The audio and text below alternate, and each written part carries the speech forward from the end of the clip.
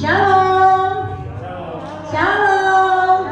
Saya mau nyapa terlebih dahulu yang ada di ruangan Praise and Worship Infinity ini. Apa kabar ibu-ibu semua? Luar biasa bersama Yesus. Saya menyapa yang ada di rumah. Biarlah semua yang melihat tayangan ini bukan hanya menonton tapi diberkati, diurapi dan melihat kemuliaan Tuhan pada pagi sampai siang hari ini. Terima kasih. Mari kita naikkan doa kita sebelum kita masuk dalam hadirat Tuhan. Bapa, terima kasih. Kami bersyukur ya Tuhan, karena kebaikan Tuhan, karena anugerah Tuhan, maka kami boleh masuk dalam hadirat Tuhan. Bukan karena kekuatan kami ya Tuhan, bukan karena kecakapan kami, tapi karena perkenanan Tuhan, maka kami ada sampai pada hari ini. Kami boleh hidup, kami boleh bernafas, kami boleh menikmati anugerah Tuhan, semua karena kebaikan Tuhan. Terima kasih Tuhan. Hari ini kami mau menikmati lagi, masuk lebih dalam lagi dalam anugerah Tuhan, masuk lebih dalam lagi dalam hadirat Tuhan. Mari Tuhan, kami mengundang Roh Kudus memenuhi tempat ini, memenuhi semua Bapak Ibu yang saat ini sedang menyaksikan YouTube channel ini Tuhan. Bapak Ibu yang ada di rumah pasti Tuhan hadir bersama-sama dengan Bapak Ibu. Karena Tuhan tidak pernah dibatasi oleh media, Tuhan tidak pernah dibatasi oleh tempat, Tuhan tidak pernah dibatasi oleh waktu. Bapak kita, Bapak yang ajaib, Bapak yang ada dulu, sekarang, sampai selama-lamanya. Dan Dia akan melakukan keajaiban-keajaiban. Bapak akan melakukan mujizat-mujizat. Bahkan saat ini siapapun yang menyaksikan, yang sakit disembuhkan dalam nama Yesus, yang lemah dikuatkan, yang berbeban diangkat dalam nama Tuhan Yesus. Terima kasih Tuhan. Kami mau buka ibadah ini di dalam nama Bapa, Putra dan Roh Kudus, di dalam nama Tuhan Yesus Kristus. Semua yang lebih berkati dan percaya sama-sama katakan amin. Siapa puji Tuhan? Siapa puji Tuhan? Saya undang masuk berdiri. Mari kita bersorak-sorai puji Tuhan.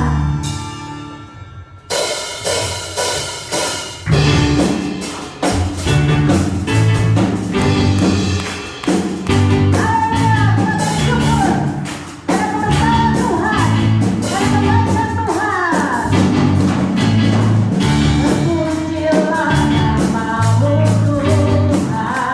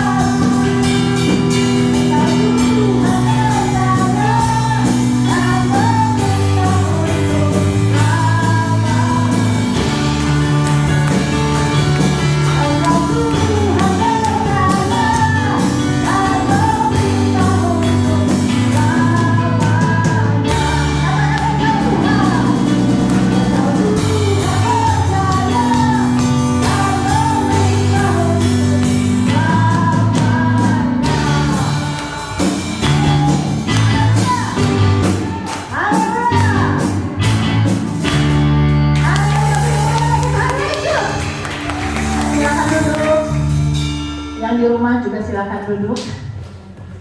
Sudah mulai ngos-ngosan? Saya sih iya. Puji Tuhan. Kita akan masuk dalam hadirat Tuhan lebih dalam lagi. Kita akan masuk dalam bait Tuhan yang kudus lebih dalam lagi.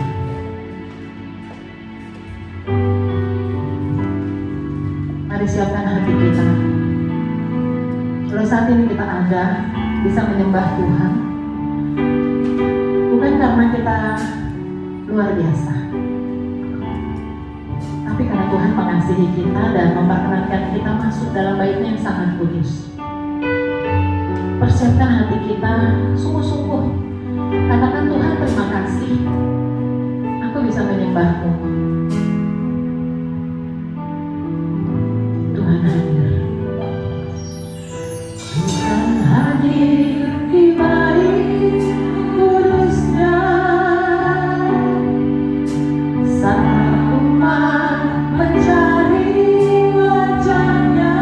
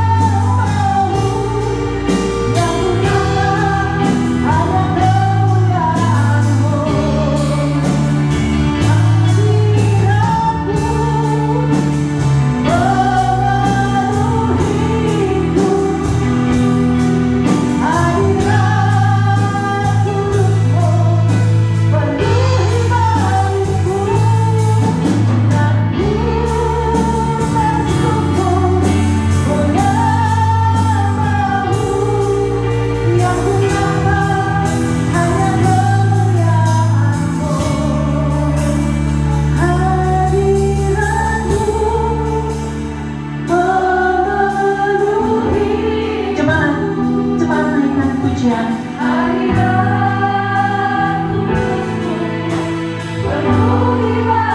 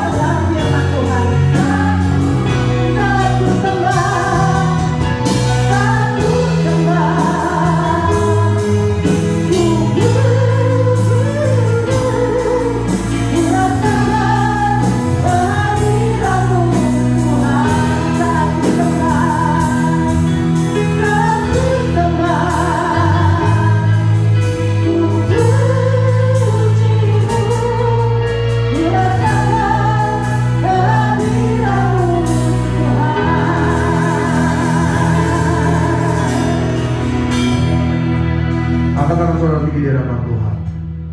Ku angkat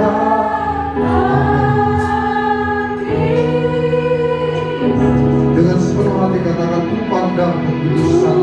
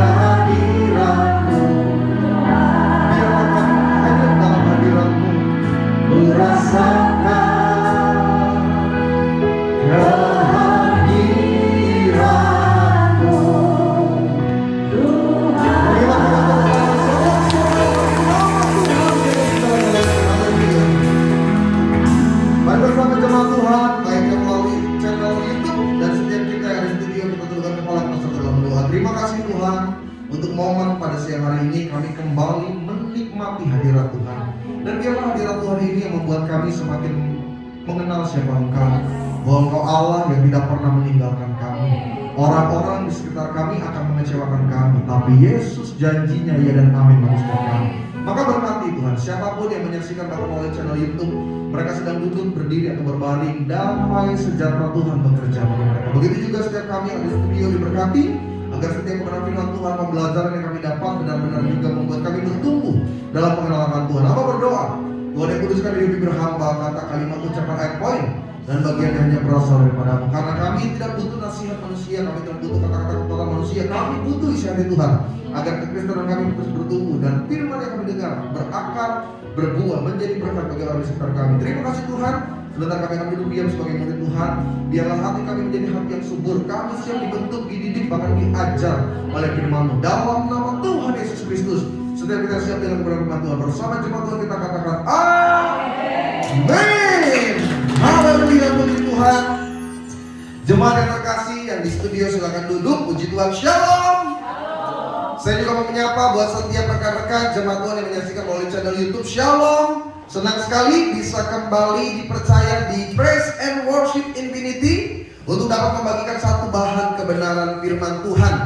Dan hari ini saya akan bahas satu kebenaran firman Tuhan yang seringkali menjadi bagian dalam doa orang percaya. Ada banyak kata dalam doa, dan salah satu kata yang sering kita ucap dalam doa yaitu Tuhan berkati kami, biarlah kami menjadi semakin besar. Makanya ada istilah juga the best and the biggest, yang terbaik dan yang terbesar. Dan menjadi besar adalah impian kita dalam berbagai aspek. Dalam pekerjaan, orang itu ingin naik pangkat, naik jabatan untuk menjadi yang lebih besar. Tidak ada orang dipromosi lalu dia menolak promosinya dan berkata, "Gak apa-apa bos, saya mah pengen udah jadi karyawan aja, pokoknya sampai mati lah karyawan." Enggak, orang itu ingin naik dari karyawan, mungkin dia diangkat jadi asisten manajer, jadi manajer, pokoknya terus naik. Dan dalam keluarga juga seperti itu. Kita tadinya rumahnya kecil, ya kan? Ukurannya tuh dulu waktu awal nikah, saya waktu awal nikah tuh tinggal di Rusunawati Parcakung, Jakarta Timur. Dan waktu di rusun, kalau doa untuk tempat tinggal juga pengennya yang lebih besar, ya kan? Saudara juga gitu kan? Awalnya tadinya di rumah mertua, cuma kamar lah, itu daerah kita cuma kamar itu. Sampai akhirnya dapur juga bagian kita, Bu. Terus kita doa, Tuhan perluas. Belum juga dapat rumah, doa kita cuma satu, kalau memang Tuhan sayang sama mertua, ambillah Tuhan. Biar rumah ini kami kuasai dalam nama Yesus. Kalau dia bisa keluar, dari kontrak, pokoknya teruslah berkembang. Dan memang hidup kita tuh seperti itu, saudara. Dulu kita cuma jalan kaki, ada berkat bisa punya sepeda, akhirnya punya motor, dari motor punya mobil satu, mobil biasa, kalau bisa lebih besar, dari mobil satu jadi dua, dari dua jadi tiga, dan itu normal. Karena itu kalimat doa dari Yabes adalah kata-kata yang paling terkenal. Padahal doanya sangat-sangat singkat. Pembahasan tentang Yabes juga gak banyak, cuma beberapa ayat. Tapi kenapa pengaruhnya begitu luar biasa? Sampai-sampai doanya dibuat menjadi lagu. Dan lagu ini sekarang ngetren dimanapun, termasuk di gereja Katolik karismatik. Itu istilah tuh. Mereka Katolik tapi udah ada unsur musik apa yang namanya ya, yang seperti orang karismatik lah. Dan lagu doa Yabes juga mereka nyanyikan. Kenapa? Jawabannya sederhana. Karena memang kita manusia ingin punya planning, punya tujuan, punya harapan, punya cita-cita. Dari yang kecil menjadi yang besar. Dan ini sudah terjadi sejak Yesus mengangkat ke-12 murid. Alkitab cerita berkali-kali bahwa mereka bahkan sampai ribut untuk mempertanyakan siapa yang terbesar di antara mereka. Dan salah satu kisah ada dalam Matius pasal 18. Saya rindu jemaat Tuhan yang ada di studio, saudara bisa buka. Saya usahakan langsung selesai supaya nggak dibagi-bagi, supaya tidak ada dua part atau part yang berikutnya. Saya coba selesaikan hari ini dengan tema the biggest atau yang terbesar. Matius 18 ayat 1 sampai 5. Singkat sekali, ayatnya tidak terlalu banyak sebagai pembuka. Saya mau ajak setiap rekan-rekan yang di studio ayat 1 sampai dengan yang kelima kita akan bergantian baca. Matius 18 1 sampai dengan 5. Saya lebih dulu ayat pertama, lalu rekan-rekan di studio ayat 2. Dan nanti ayat yang kelima kita akhiri bersama-sama. Sudah di sana? Jadi untuk yang syuting kali ini saudara yang lihat dari YouTube, kalau saudara lihat di belakang kaca, nah ini kan kelihatan. Hari ini tuh saya juga ngerasa lebih berspirit gitu karena antusias dari rekan-rekan yang hadir. Saya ingat ya 1 tahun lalu ya, 1 tahun lalu lah terakhir ya kita masih ada Infinity dalam pertemuan tatap wajah tanpa masker. Kayak gini kan saya nggak tahu saudara itu siapa. Bener loh. Saudara lagi merhatiin saya, kalau lagi ngeledekin saya juga saya nggak tahu, karena nggak kelihatan. Tapi betul, maksudnya memang benar ya, maksudnya kehadiran tuh ada spiritnya, gitu. Ada spiritnya kita berpahala. Sudah ada yang daftar vaksin? Belum? Setahu saya lansia itu sudah mulai didaftarkan di puskesmas. Kalau di daerah sini itu di daerah Gunung Putri Ciang sana, ya betul ya. Saudara kalau ada yang lansia itu masuk usia berapa? Iya. Jadi ada yang tanya gini, pendeta gimana sih pandangan kita tentang vaksin? Sangat-sangat dukung. Loh kenapa? Karena pemerintah itu datangnya juga dari Tuhan. Jadi kalau ada vaksin di negara ini, saudara harus ikut, tapi takut. Yes, semua juga takut karena biasanya vaksin itu harus menempuh jarak yang tidak sebentar. Ini bahkan belum setahun vaksin sudah bisa keluar dan direalisasikan kepada masyarakat. Pak, gimana pandangan kita ya? Saya percaya Tuhan turut ambil bagian dalam segala hal, mendatangkan kebaikan. Jadi kalau misalkan saudara bisa daftar untuk vaksin, silakan secepatnya. Saya gagal informasi karena di Masjid Istiqlal Jakarta itu sebenarnya lintas agama untuk untuk yang bukan beragama, apa sih namanya, pemimpin agama itu, pemuka agama itu divaksin di Masjid Istiqlal. Tapi harus daftar dulu. Saya terlambat. Saya dapat infonya baru hari Kamis sebelum besok tutup. Jadi udah nggak dapat antriannya. Karena kalau saya ada juga surat keterangan dari Bimas Kristen, kartu anggota dari GBI juga ada. Jadi sebenarnya bisa daftar. Nah, saudara, setahu saya di tempat saya tinggal itu sudah ada, untuk daerah sini sudah ada pendaftaran untuk yang lansia. Jadi jauh lebih baik kalau saudara bisa mendaftar supaya segera mungkin ibadah Infinity bisa normal seperti biasanya. Tapi jangan khawatir karena saya harap nanti juga akan ada online-nya, karena akan setiap ibadah mungkin akan tetap didokumentasikan untuk di channel YouTube dari Praise and Worship Infinity. Matius pasal 18 1 sampai dengan yang kelima, lihat Alkitab saudara. Kita masuk dalam pembelajaran di bawah judul perikop siapa yang terbesar dalam kerajaan sorga. Pada waktu itu datanglah murid-murid itu kepada Yesus dan bertanya, Guru, siapakah yang terbesar dalam kerajaan sorga? Ayat 2. Lalu Yesus berkata, Aku berkata kepadamu, sesungguhnya jika kamu tidak bertobat dan menjadi seperti anak kecil ini, kamu tidak akan masuk ke dalam kerajaan surga. Perhatikan dulu, ada bagian yang digaris bawahi. Kamu tidak akan masuk dalam kerajaan surga. Nah, kalimat ini seringkali dipakai orang di luar sana yang tidak mempercayai keimanan Kristen untuk menjadi alat penyerang juru selamat kita. Loh, juru selamat kamu loh yang bilang, Mesias kamu loh yang bilang, Yesus kamu yang bilang kalau kamu tidak menjadi anak kecil, kamu tidak punya bagian. Artinya masuk surga itu bukan cuma masalah percaya. Sampai sini saudara ngerti maksud saya. Nah, tetapi ada konteks yang berbeda. Yesus sedang berbicara kepada para murid, bukan kepada orang banyak. Jadi Yesus dalam pemberitaan firman, dalam penyampaian Injil, Yesus membedakan mana yang dia sampaikan kepada khalayak umum dan mana yang hanya dia perkatakan kepada para bobot dan bebeknya juga berbeda. Nah, dalam hal ini konteksnya Yesus sedang mengajar murid-murid intinya. Perhatikan ayat yang keempat, jemaat Tuhan baca 1-2 ya apa? Sedangkan dialah, mari sama-sama kita baca 1-2 ya. Dan barang siapa, iya, saudara, salah satu hal yang membuat orang kesulitan menerima ajaran Alkitab karena terlalu banyak kemustahilan. Apa maksudnya pendeta? Kalau saudara lihat dalam perjanjian lama, kisah-kisah dalam Alkitab itu konyol karena nggak make sense, nggak masuk nalar. Contoh, Alkitab pernah bilang dalam Keluaran 14 ayat 21, saya baca, lalu Musa mengulurkan tangannya ke atas laut dan semalam-malaman itu Tuhan menguakkan air laut dengan perantaraan angin timur yang keras, membuat laut itu menjadi tanah kering, maka terbelahlah air itu. Siapa yang nggak tahu kisah ini? Tapi persoalannya, until today orang nggak percaya, nggak make sense. Makanya setiap kali Hollywood membuat film yang bersangkut paut dengan Musa, dan film terbaru adalah judulnya Exodus, diperankan pemain utamanya Christian Bale, pemain Batman itu.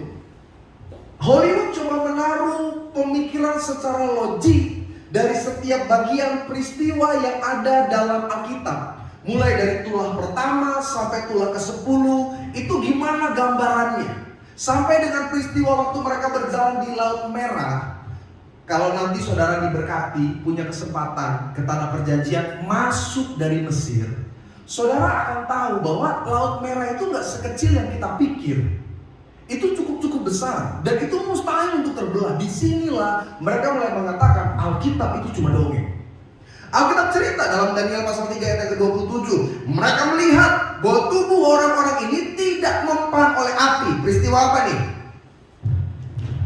Sadrak, Mesak, bahwa rambut di kepala mereka tidak hangus, jubah mereka tidak berubah apa-apa, bahkan bau kebakaran pun tidak ada pada mereka. Ini konyol. Mereka berkata secara unsur fisika gak mungkin sesuatu yang dibakar dan tidak terbakar. Alkitab bilang dalam Yunus pasal yang pertama ayat ke-17, dan Yunus tinggal di dalam perut ikan itu berapa lama? 3 hari 3 malam. Ini red yang paling menakutkan. Dan orang gak percaya. How come? Bagaimana bisa? Oke lah, ada ikan besar, mereka sepakat. Oke lah, manusia bisa dimakan ikan, tapi tinggal 3 malam, 3 hari 3 malam. Itu kan ceritanya Pinocchio sama Geppetto. Dan orang dunia mulai meragukan.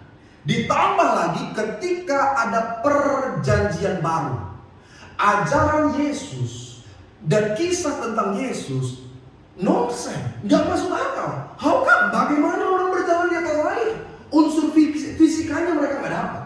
Alkitab cerita Yesus membuat orang buta yang sejak lahir buta, lalu celik matanya. Bagaimana caranya kalau tidak ada transplantasi mata, tidak ada operasi? Alkitab cerita bahwa ada peristiwa ketika Yesus mengubah air menjadi anggur. Secara kimia unsurnya itu nggak mungkin terjadi. Mereka juga berspekulasi bahwa ada cerita ketika Yesus lapar, dia datangi pohon ara dan pohon ara itu tidak berbuah. Dikutuk, Alkitab katakan dengan tegas, seketika itu juga pohon kering. Dan ini gak pernah terjadi. Mereka berspekulasi ini cuma dongeng. Alkitab juga cerita pada waktu itu Yesus bahkan meredakan badai seketika. Mengendalikan badai bisa. Ada ilmu sekarang mereka dengan teknologi tertentu mereka bisa mengendalikan. Contoh beberapa waktu yang lalu lah, ketika Jakarta diterjang banjir. Saudara dengar beritanya kan? Apa yang dilakukan oleh pemerintah? Menebar garam sekian ton tuh di angkasa. Tujuannya apa? Mengendalikan. Badai juga dengan teknologi yang tertinggi sekarang bisa dikendalikan. Tapi butuh waktu dan proses. Namun Yesus di atas Danau Galilea hanya dengan 2 kata, tidak ada teknologi. Diam, tenanglah, dan seketika itu badai berhenti. Mereka bilang gak mungkin, gak ada peristiwa yang seperti itu. Bukan cuma kisahnya, ajaran-ajaran Yesus juga gak masuk nalar. Yesus bilang, ampunilah, berdoalah, dan berbuatlah baik kepada orang yang menyakiti. Mereka bilang, bagaimana mungkin? Dia udah merugiin saya, dia udah nyakitin saya, dia udah buat sesuatu yang kejam sama saya. Bagaimana bisa saya mengampuni, mendoakan, dan berbuat baik kepada mereka? Yesus pernah berkata bahwa ada orang bekerja dari jam 6 pagi sampai jam 6 sore, 12 jam. Ada yang bekerja 9 jam, 6 jam, 3 jam. Dan yang paling konyol, Yesus bilang mereka hanya bekerja 1 jam. Dan menerima upah sama hanya 1 dinar. Yesus pernah bilang bahwa Zakheus turunlah dan aku akan menginap di rumahmu. Dan orang mencela Yesus. Kenapa? Karena dia orang berdosa. Konteks berdosa bagi Zakheus bukan cuma perbuatannya, tapi sikap dan karakternya sebagai traitor, pengkhianat. Tapi Yesus mau tinggal makan dengan orang berdosa. Dan yang paling konyol, Yesus pernah bilang, makanlah tubuhku dan minumlah darahku. Sampai hari ini orang gak masuk akal. Bahkan ketika kita angkat perjamuan, lalu mereka mendengar hanya secara harafiah, inilah tubuh Yesus. Mereka tuh hina. Mereka bilang, bodoh, kok mereka makan daging Tuhannya. Itu kan ajaran yang sesat. Tapi itulah Alkitab, saudara. Alkitab tidak dapat dimengerti hanya dengan pendekatan pola pikir. Alkitab dapat dimengerti melalui pendekatan iman kepercayaan. Makanya tidak sedikit waktu saya zaman kuliah, beberapa senior saya hari ini nggak lagi Kristen secara agama. Lebih tepatnya ateis. Kenapa? Ketika dia menyelami Alkitab hanya berdasarkan logika, nggak masuk akal. Dan salah satu ajaran Yesus yang hari ini saya mau bongkar. Kenapa Yesus bilang, kalau kau mau jadi yang terbesar, jadilah dulu seperti anak kecil. Karena ketika murid-murid bertanya, Guru, siapa yang terbesar dalam kerajaan sorga? Di ayat pertama, Yesus menjawab dengan kontras. Ayat 3 Yesus bilang, aku berkata kepadamu, sesungguhnya jika kamu tidak bertobat dan menjadi seperti anak kecil, kamu tidak akan masuk ke dalam kerajaan sorga. Nggak ada orang yang suka disebut sebagai anak kecil. Apalagi ketika dia sudah dewasa, dia sudah punya umur yang sudah senior, lalu disebut, kamu kayak anak-anak yang orang tersinggung. Kalau itu konteks ngomong dalam suasananya bisa berbeda kalau suami istri yang ngomong. Dalam konteks kemesraan, suaminya bilang, ih mama kayak anak kecil aja. Ih mama perbiarin. Ya kan? Konteks kemesraan. Coba lu lagi ribut, mama tuh mikir kayak anak kecil ya. Apa lu bilang? Itu berantem itu. Karena gak ada orang pada dasarnya suka disebut seperti anak kecil. Kenapa? Karena orang bisa tersinggung ketika diasosiasikan sebagai anak kecil. Karena sifat-sifat anak kecil itu dianggap ya lemah, bodoh, memalukan, tidak tahu apa-apa, sulit bertanggung jawab, kurang sopan, bicara tidak karuan. Anak kecil kan gitu kan. Jangankan orang biasa, pendeta aja bisa tersinggung sama anak kecil. Kita lagi khotbah, dia nguap. Anak kecil kan begitu ya kan.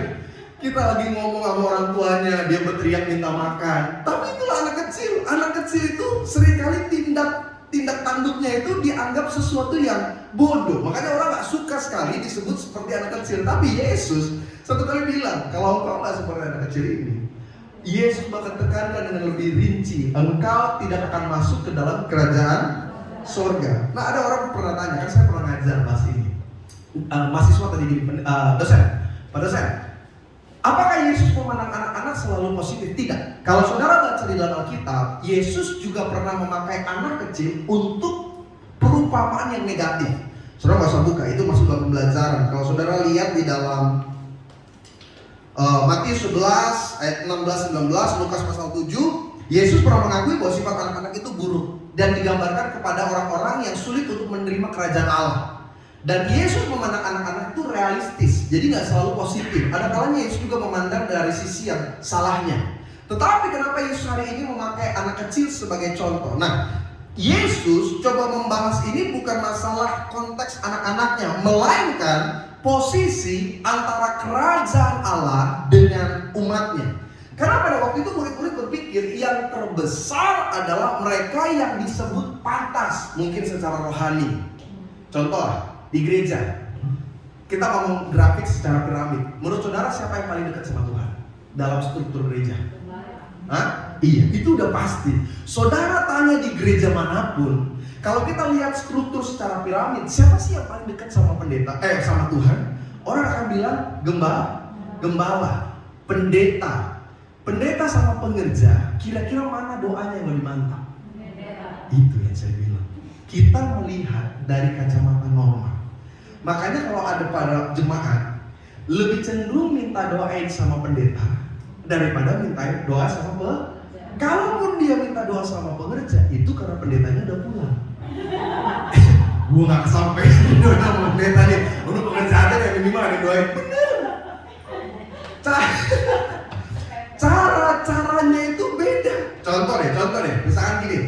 Kita kan mempercayai bahwa semua posisi dalam pelayanan itu sama, ya kan? Itu secara halusnya. Tapi kenyataannya perilaku dan caranya berbeda. Saya pernah kasih contoh ini.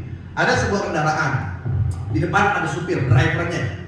Posisi kosong mobil itu di depan, di tengah ada 2, di belakang ada 1. Ada 4 yang kosong. Kalau yang mau berangkat, 1 pendeta, WL, singer, dan pemain musik. Saya mau tanya, yang duduk di depan kira-kira siapa? Pendeta, ya kan? Yang di tengah? WL, sama siapa? Oke lah, singer. Di belakang? Itu kasta itu. Itu kasta. Bener, dikasih tahu gak percaya. Saya di gereja ada struktur. Bapak gembala, Bapak wakil gembala, penasehat gembala, dan saya sebagai pendeta. Waktu saya masuk mobil, yang duduk di depan siapa? Bapak gembala. Di tengah? Wakil gembala sama penasehat gembala. Di belakang? Saya. Tadinya saya duduk paling depan dengan konteks cara pandang. Nah, inilah yang dilihat oleh ke-12 murid. Makanya Alkitab catat mereka berkali-kali ribut dan bertengkar sampai bertanya, "Guru, siapa yang terbesar?" Yang malu-maluin Yohanes sama Petrus nyuruh mamanya nanya sama Yesus. Inang satu ini juga gak ada perasaan, ya kan? Dia datang dekat-dekat Yesus, dia bilang, Yesus, nanti kalau kau bikin kerajaan, siapa yang duduknya di sebelah kanan kau itu nanti? Yang sebelah kiri kau itu siapa? Inang. Bukan urusanku, Inang.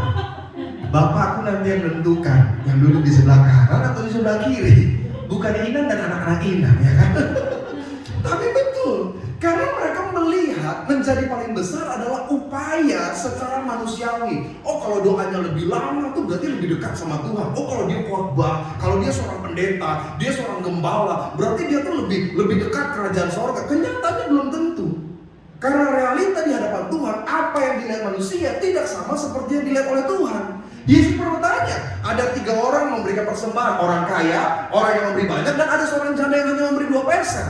Menurutmu siapa yang diberikan, mana yang paling berkenan? Murid-murid berkata, orang kaya itu guru. Yang satu lagi berkata, orang yang memberi banyak itu guru. Tapi Yesus berkata, yang berkenan di hadapan Allah adalah janda yang hanya memberikan 2 peser. Yesus tanya lagi, ada seorang Farisi dan ada seorang pemungut cukai datang ke bait Allah. Mereka semua berdoa. Orang Farisi mengangkat tangan dan berkata, aku bersyukur karena aku melakukan apapun yang dituliskan oleh Taurat. Dan orang berdosa ini hanya memukul dada dan berkata, ampunilah aku orang berdosa. Yesus bertanya, siapa yang berkenan di hadapan Allah? Apa yang dipandang manusia tidak sama dengan cara Tuhan menilai. Itulah kenapa Yesus menganalogikan anak kecil untuk menjadi gambaran bagaimana engkau menjadi yang paling besar. Saya nggak usah ngomong paling besar di kerajaan surga nih. Konteks yang saya bicarakan menjadi paling besar ketika kita masih di dunia. Maksudnya gini, saudara mau diberkati, saudara mau janji-janji Tuhan bergenapi. Yes, kita semua punya target itu. Makanya ketika di gereja, kalau dengan doa berkat, iya. Karena memang kita masih punya target untuk itu.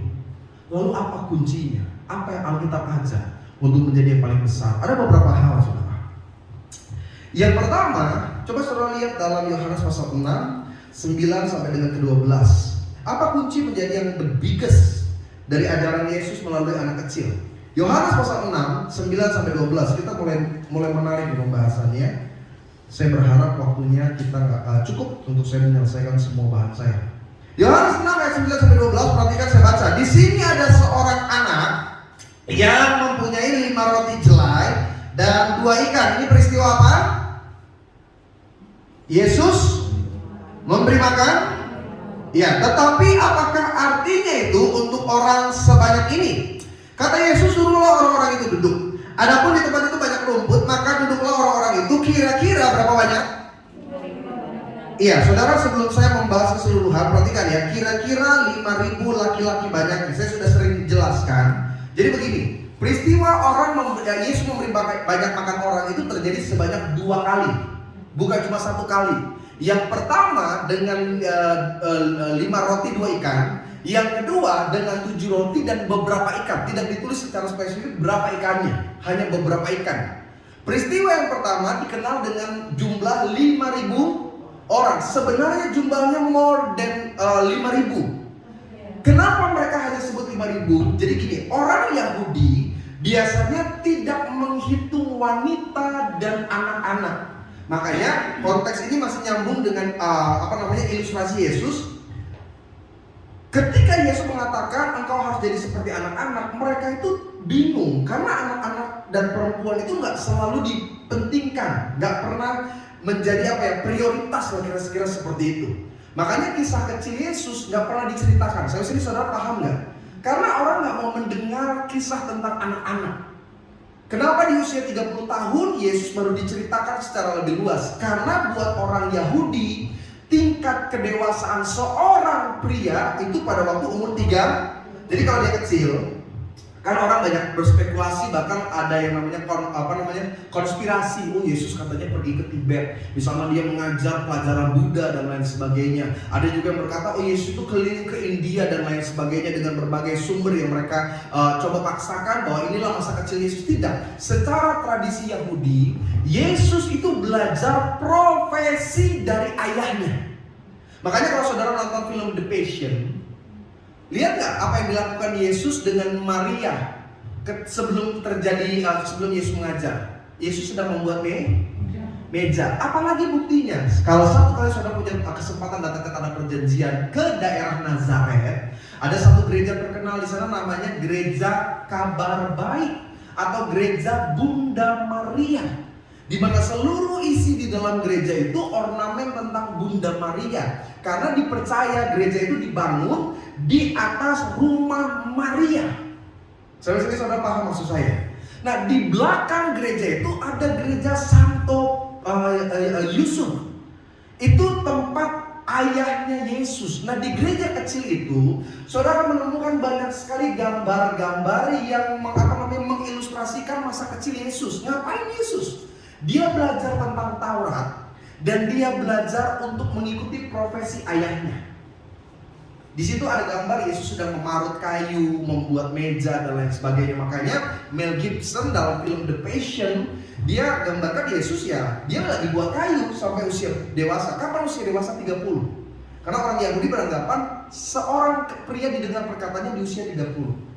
Makanya dianggap tidak penting. Jadi waktu Yesus menggambarkan anak kecil, banyak orang yang nggak terima. Kita lanjut lagi ke dalam ayat ini. Perhatikan. Lalu Yesus mengambil roti itu, mengucap syukur dan membagi-bagikannya kepada mereka yang duduk di situ. Demikian juga dibuatnya dengan ikan-ikan itu, sebanyak yang mereka kehendaki. Dan setelah mereka kenyang, ia berkata kepada murid-muridnya, perhatikan, kumpulkanlah potongan-potongan yang lebih supaya tidak ada yang terbuang. Maka mereka pun mengumpulkannya dan mengisi berisi 12 bakul penuh dengan potongan-potongan dari kelima roti jelai yang lebih setelah orang makan. Nah, Alkitab katakan bahwa ada orang yang ada anak kecil yang memberikan 5 roti dan 2 ikan. Pertanyaan saya sederhana deh. Menurut logika saudara, waktu orang banyak ikut Yesus, mungkinkah dari 5.000 laki-laki dan kemungkinan ada 5.000 perempuan dan kemungkinan ada 5.000 anak-anak, artinya minimal ada 15.000 orang ikut Yesus, mungkinkah hanya anak kecil ini yang mau makanan? I don't think so. Orang pasti lebih berpikir pada zaman itu tentang geografis daerah mereka. Mereka juga tahu di sana nggak ada yang jual makan. Beda kayak kita zaman sekarang. Kalau nggak mau makan kita pikir ada GoFood. Iya kan? Ada pokoknya aplikasi online restoran dekat. Orang pada zaman itu tahu kalau mau pergi jauh, mereka pasti mau bekal. Ketika ditanya siapa yang mau makan, disinilah letak perbedaan antara anak kecil dan orang dewasa. Orang dewasa waktu Petrus teriak, siapa yang mau makan? Sudah diam aneh. Nanti mau dibagi-bagi, kita nggak ada makan, kelaparan mati. Iya pasti begitu ya kan? Pasti begitu. Tapi anak kecil ini dengan polos, dia akan angan. Mungkin mamanya udah mulai curi, pegang ke tangan, keburu kelihatan. Bener, saya percaya. Apa sih kita pelajari dari kecil? Yang pertama, orang dewasa memberi dari kelebihan mereka, tapi anak kecil memberi dari kekurangan. Sebenarnya ini kunci sukses loh saudara. Dalam Muslim itu ada ajaran namanya ilmu sedekah, ilmu ikhlas. Dan seringkali ini nggak disadari banyak orang. Orang berpikir sukses itu kalau dia kerja keras, sukses itu kalau dia punya modal besar, sukses itu kalau dia punya relasi, koneksi, teman-teman yang bisa support sama dia. Tapi hukum dalam ketuhanan, seringkali unsur sukses, berhasil, jaya besar adalah ketika engkau bisa memberi. Yang lucu, anak-anak kita itu sudah dari kecil diajak untuk memberi. Saudara waktu kecil diajarnya memberi atau simpan? Hah?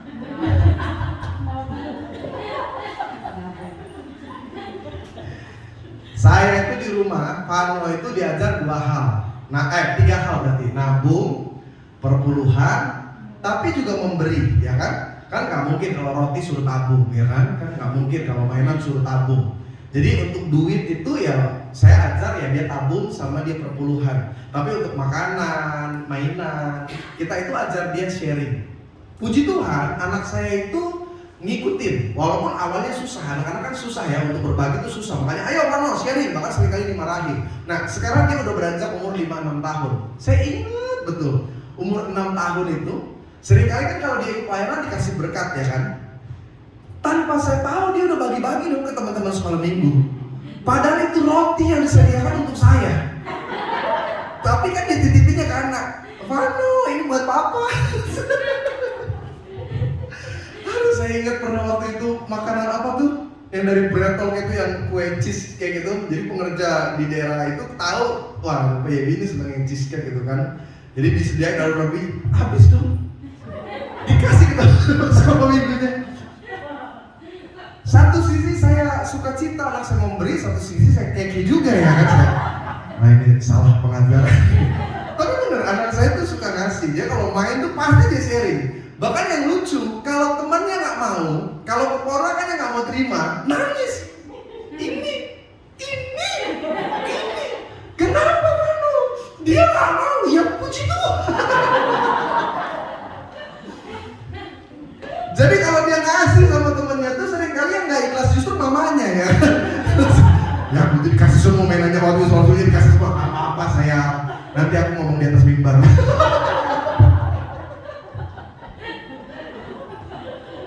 Saya lupa kalau ini streaming.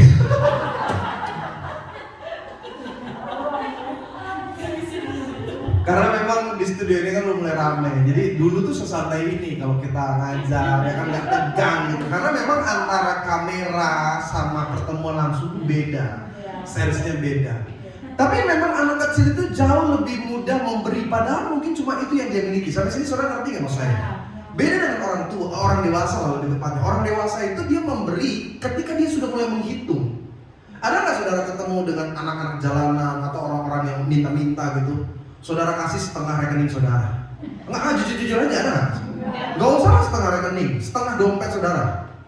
Nggak usah bicara tentang anak minta-minta atau orang kekurangan. Untuk gereja aja, kita hitung kok kalau mau persembahan. Papa dapat body berapa? 100. Sudah kepenjual 5.000. Saya cegah 5.000 cuma 5.000. Nggak benar. Kita tuh seperti itu. Tapi ternyata seringkali di sini letak kenapa kita nggak pernah jadi lebih besar. Karena memang mental kita cuma mental yang kecil gitu. Mental kita cuma untuk sesuatu yang disisihin aja. Maka berkatmu juga berkat yang cuma disisihin. Tapi ketika apa bisa memberi lebih, bahkan dalam keadaan orang berkata, lu ngapain ngasih dia besar? Gak apa-apa, kasih aja. Karena Alkitab sudah tekankan dari awal, memberi adalah bagian dari karakter kerajaan sorga. Sama-sama bilang sama saya harus memberi. Kayak anak saya gitu, dia belajar memberi. Sebenarnya itu karakter yang bagus, yang harus ditata, diarahkan supaya ketika besar dia juga menjadi orang yang lebih dermawan. Kita ini cenderung diajar, kita ini orang susah. Mama papa tuh gak ada duit. Kamu pengajaran dan paradigma ini yang membuat kita akhirnya gak punya karakter surgawi. Karena kita pikir, saya memberi kalau saya udah kaya, saya memberi kalau saya udah berkelimpahan, saya memberi kalau saya sudah sukses, saya memberi kalau saya udah punya banyak. Padahal Alkitab katakan yang sebaliknya. Ini saya ingin setiap kita belajar. Saya ingat waktu saya ngajarin ada yang nanya, Pak, tapi anak saya pelit. Itu keturunan ya, itu keturunan. Coba lihat ini bukan yang di studio buka Amsal 11, 24, 25. Saya mau saudara setelah dengar ini, saudara minimal ada tergerak hati. Oh ternyata ini tuh yang bikin saya dan suami, keluarga saya bisa lebih besar. Perbedaan ini yang mungkin gak ada dalam hidup saya. Coba lihat Amsal 11, ayat 24, 25. Yang sudah pegang Alkitab atau lihat di aplikasi Alkitab saudara, baca 1-2 ayat. Ada yang menyebar harta tetapi bertambah kaya. Ada yang menghemat secara luar biasa. Alkitab nih yang bilang, bukan saya, bukan orang biasa yang ngomong, bukan cuma tokoh besar yang bicara. Alkitab yang katakan ada orang yang menyebar harta justru makin kaya. Ini yang disebut dengan ilmu sedekah. Tapi ada orang yang menghemat luar biasa dan mereka makin kekurangan. 2020, saya pernah tekankan di beberapa khotbah sebelumnya, ini kan tahun penampian. Engkau mau jadi besar, mau jadi sukses, bahasa kasarnya ini masa-masa sukar ini nih, masa-masa yang mustahil ini untuk orang menyebar. Saudara tahu nggak? Indonesia dilanda yang namanya krisis ekonomi, bukan karena nggak ada uang. Sekali lagi saya tekankan, krisis ekonomi yang terjadi di Indonesia itu bukan karena tidak ada uang, tetapi karena semua orang menyimpan uangnya. Sekarang di mana orang simpan uang? Di bank. Persediaan dana di bank itu sekarang besar sekali karena orang nggak pakai, liburan enggak, jalan-jalan enggak. Mereka bahkan nggak ke mall seperti biasanya. Tingkat konsumtif orang tuh berkurang. Kenapa? Mereka save.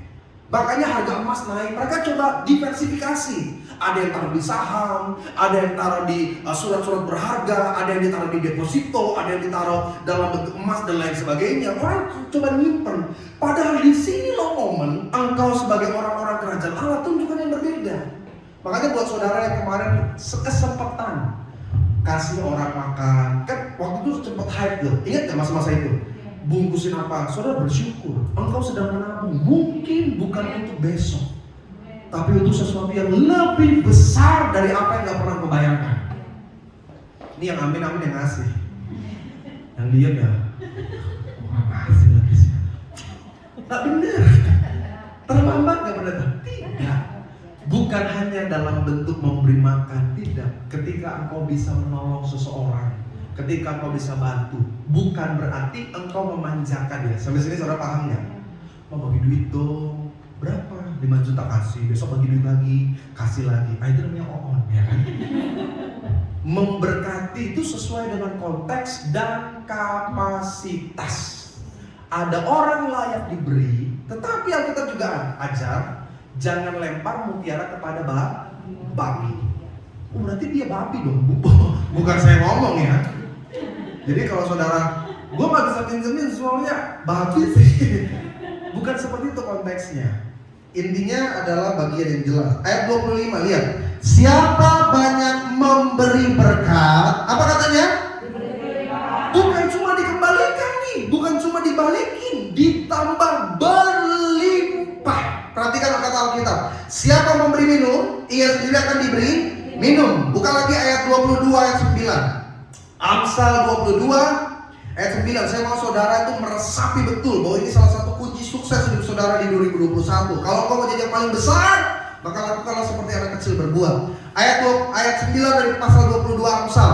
Orang yang baik hati akan diberkati. Kenapa? Karena ia membagi rezekinya dengan ini jelas tuh kita bilang tuh. Jadi kalau saudara lihat ada orang kekurangan, tetangga, kayak teman, kerabat, maaf ya, mbak di rumah, atau driver saudara, atau whatever, siapapun yang Tuhan pertemukan engkau dan engkau tergerak hati, do something. Berbuat sesuatu bagi mereka. Sekecil apapun, Alkitab katakan orang baik hati akan diberkati. Itu janji Alkitab. Buka lagi Amsal 28. Ini saudara-saudara yang pelit pedit baca 28 ayat 27. Perhatikan, siapa? Udah, Amsal 28 ayat 27 12 ya. Siapa memberi kepada orang miskin, apa kata kita? Tidak akan berkekurangan. Tetapi orang yang menutup matanya akan Alkitab bilang sangat dikutuk. Terakhir, Amsal 19 ayat 17. Buka Alkitab saudara. Amsal 19 ayat 17, ini poin inti dari yang bagian yang pertama. Siapa menaruh belas kasihan kepada orang yang lemah, apa kata Alkitab? Memiutangi Tuhan yang akan. Saya mau tanya lagi, Tuhan pernah berhutang gak? Alkitab bilang kalau kita do something, berbuat, memberi, berbagi, ngasih tolong orang gitu, seperti memiutangi Tuhan. Dan Alkitab ajar Tuhan gak pernah berhutang. Jadi ketika engkau do something sama orang, sekecil apapun, engkau akan mendapat balasnya. Tapi ingat hukum tabur tuai, semakin sedikit engkau menabur, semakin sedikit juga engkau menuai. Tapi semakin banyak engkau menabur, semakin banyak juga engkau menuai.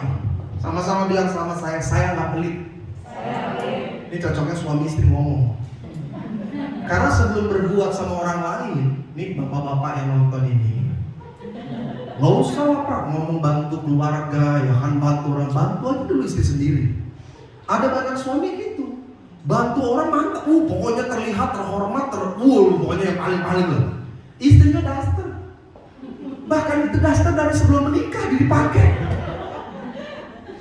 Mulailah tidak pelit di dalam keluarga. Nih Pak, saya kasih tahu Pak, di balik suksesnya Bapak, ini kan gak ada bapak-bapak ya kan. Bapak-bapak ini kan, ya ini teman saya lah ya kan? Kita sesama hamba Tuhan kan gak boleh saling menjatuhkan. Ini khusus yang di luar sana. Pak, saya mau kasih tahu gini, di balik untung berkat yang Bapak miliki, itu ada rezeki istri sama anak Pak. Tapi saya tabung betul, tapi sesuailah dengan kebutuhan, keperluan, dan kebahagiaan di dalamnya. Uang itu ada uang bahagia juga. Bener. Ini saya kasih tahu ya.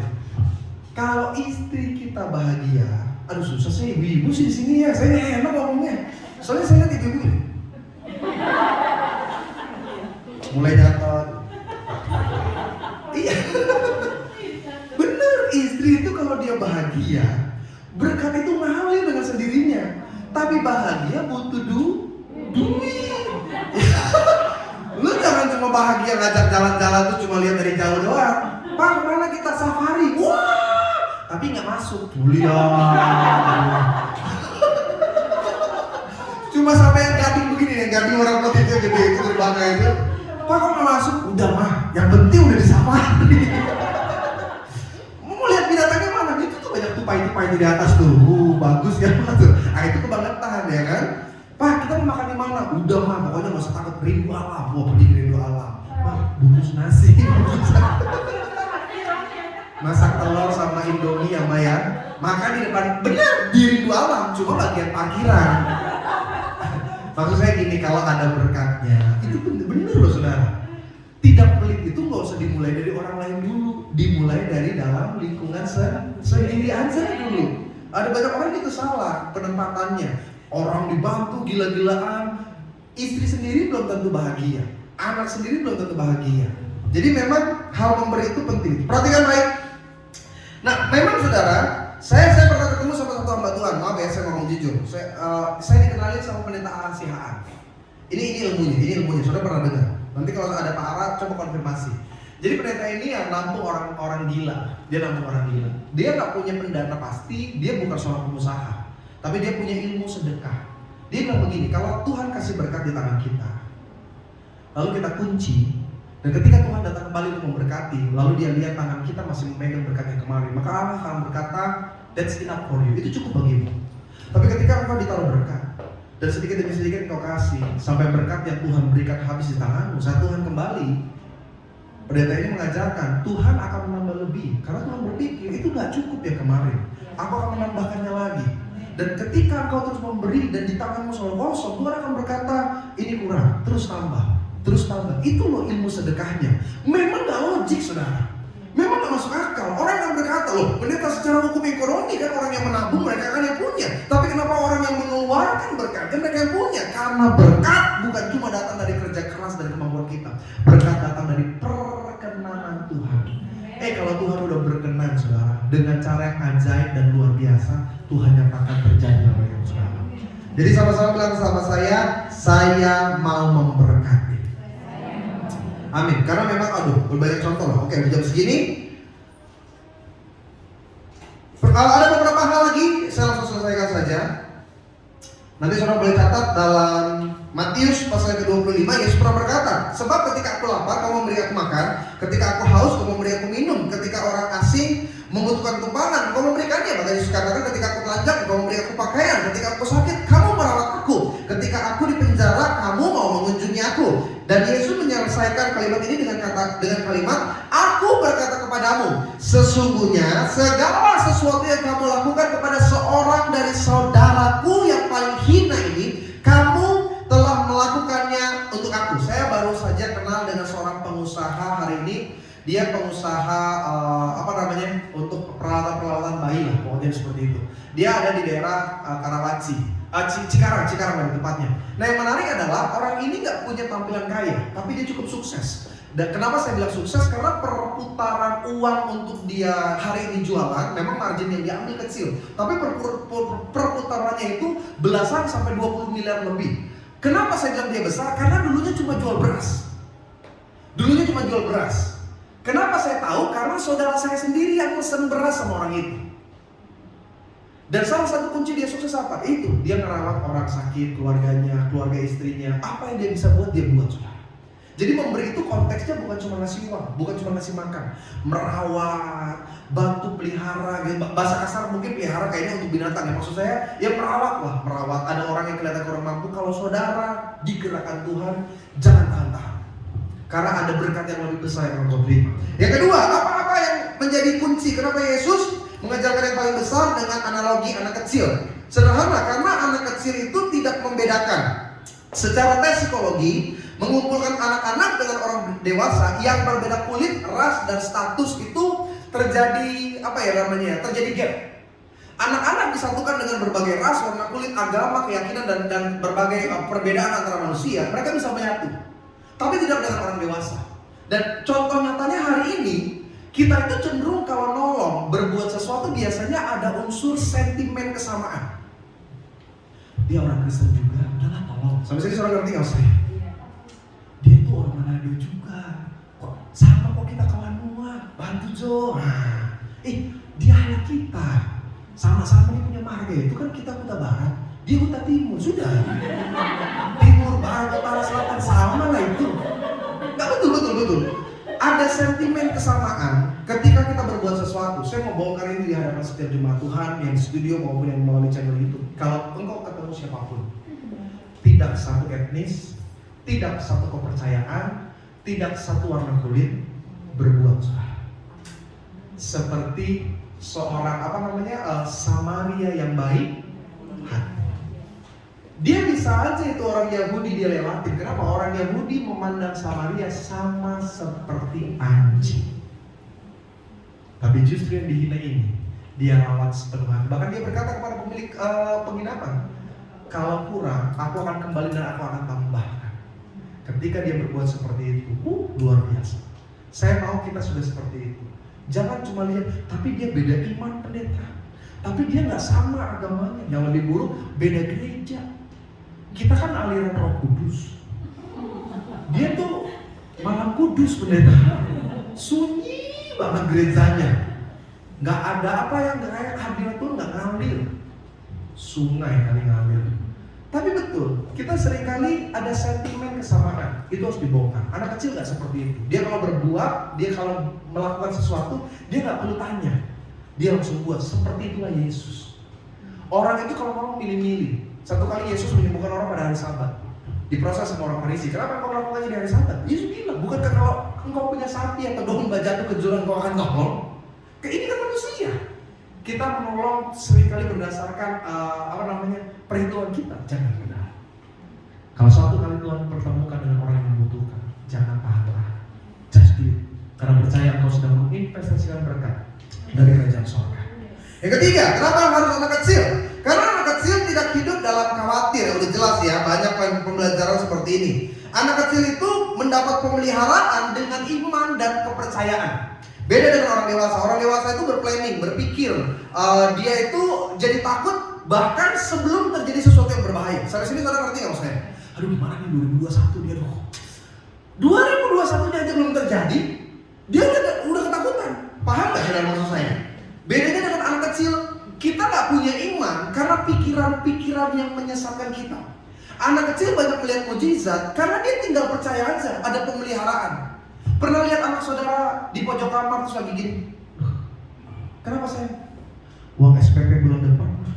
Nggak jadi ada nggak? Bodoh amat ya kan, bodoh amat. Dia mau itu bayarannya selangit kek, mau orang tuanya jual ginjal kek.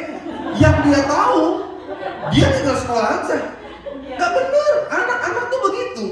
Jangankan bicara anak-anak, sampai kuliah aja seringkali dia nggak mikir masalah biaya semesterannya, kosannya, pokoknya apa yang dia suka dia ngomong aja. Kenapa? Itu dasar pemeliharaan, asas kepercayaan pemeliharaan.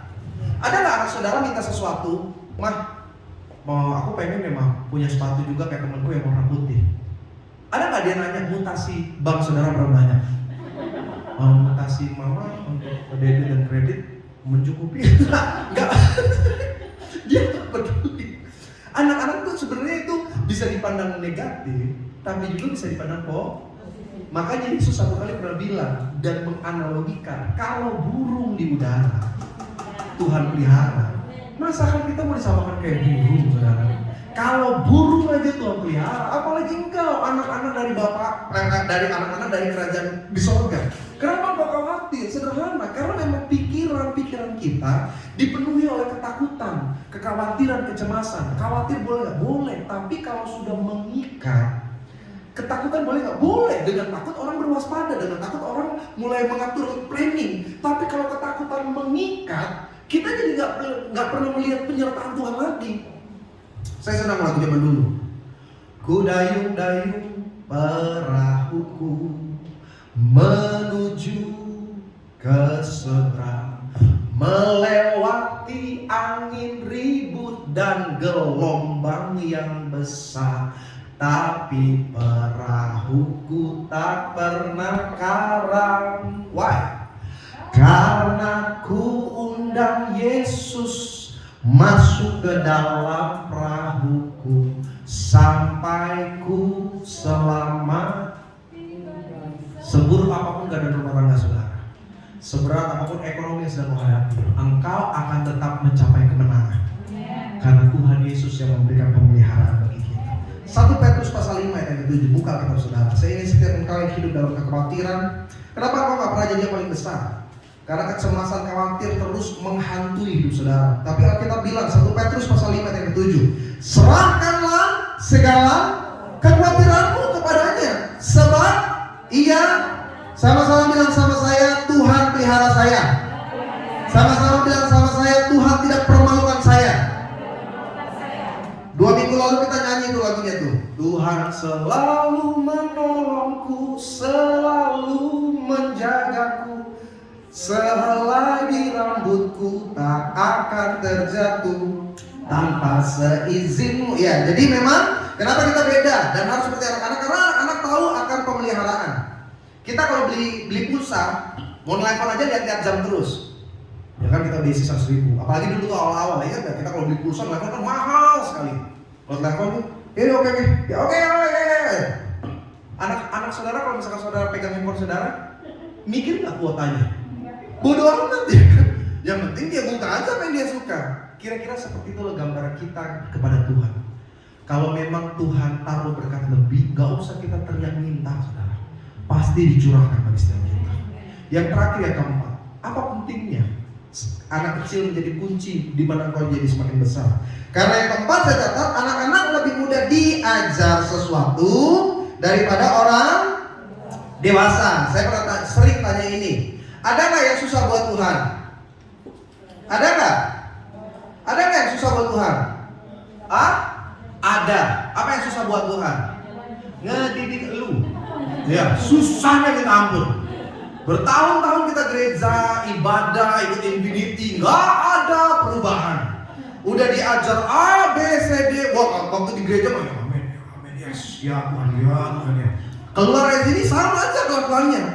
Kenapa? Karena kita punya analisa kita sendiri gitu.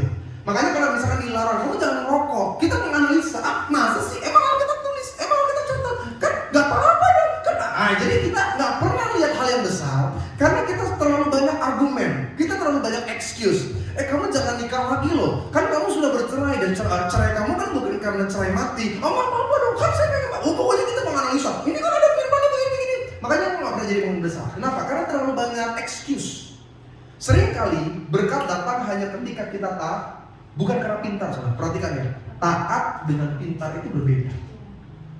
Orang karena pintar, justru mereka semakin jauh dari kebenaran. Tapi ketika dia taat, orang bilang bodoh. Lu ngapain diampuni? Udah ngerugiin, sekarang diampuni. Sekarang kamu juga bantu dia waktu dia susah. Bodoh banget. Apa yang bodoh di mata manusia akan menjadi berkat di mata Tuhan. Nah, anak-anak tuh beda sama orang dewasa dalam hal ini. Anak-anak seringkali gak butuh terlalu banyak analisa untuk percaya. Contoh, makanya susah. Ada sih gak? Pak polisi. Saya mau tanya, dia cari gak polisinya? Dia menganalisa gak apa hubungan kepolisian dengan makanan yang tidak habis? Ada gak dia mempertanyakan hal itu? Menghubungkan dengan benang merah. Oh, kalau polisi ada berarti makan. Ada gak? Gak perlu. Dia langsung percaya. Makan. Kalau nasinya nggak habis, nanti nangis. Ada nggak dia menganalisa bagaimana cara nasi bisa nggak perlu, dan dia percaya. Tapi pernah nggak saudara punya suami makan nggak habis terus ibu bilang, Pak, polisi, polisi, makan cepat, lihat aja nggak habis polisi marah. Ada nggak saudara? Kita berantem akhirnya cuma gara-gara gitu. Contoh lah yang paling sederhana, saya pernah ngomong di Infinity. Mana lebih gampang percaya Sinterklaas, anak-anak atau orang dewasa? Anak-anak. Nanti kalau Natal, kamu cuci sepatu, beresin mainan, tempat tidur, sediain susu sama kue. Nanti Sinterklaas datang. Iya, dari mana Sinterklaas datang, Mak? Itu dia minta masuk cerobong masak. Kan kita nggak punya cerobong masak. Kalau di Indonesia dari Parawon. Masuk dalam. Bener, makanya harus baik. Kalau enggak di list. Sinterklaas kayak gimana sih? Pokoknya Sinterklaas itu pakai bajunya merah, perutnya besar, ada jenggotnya putih. Kalau ketawa ho. Terus dia datangnya naik apa? Dia naik kendaraan, ditarik rusa. Oh iya? Mesinnya gimana? Gak ada. Dia tetap. Percaya nggak anak? Iya. Coba suami kita. Dia kan berpikir gimana? Gemuk, pakai baju merah, jenggot, naik apa tadi? Kereta ditarik rusak. Terbang, masuk ke dalam cerobong. Cerobong itu kan ukurannya paling sekitar 40x40, terus dia masuk. Gimana masuknya ke dalam? Kita nggak akan masuk logika. Orang dewasa sering terbentur dengan nalar dan logika. Bedanya adalah engkau sedang memahami kebenaran firman, bukan sedang mempelajari pendidikan secara formal. Beda. Saudara belajar di kampus dengan pendidikan formal, engkau harus memahami dengan logika. Saudara nggak bisa memahami ilmu perekonomian akuntansi dengan iman kepercayaan. Mana nih? Kok labanya nggak ada? Ya imannya saja. Bisa nggak saudara isi kredit dan debit itu dengan iman kepercayaan? Nggak bisa. Begitu juga tidak bisa engkau memahami Tuhan dengan logika, nalar, akal budi manusia. Pahamilah kebenaran firman dengan percaya saja. Jadi waktu Tuhan bilang ampuni aja, ampuni aja. Waktu Tuhan bilang jujur, jujur aja. Waktu Tuhan bilang taat, taat aja.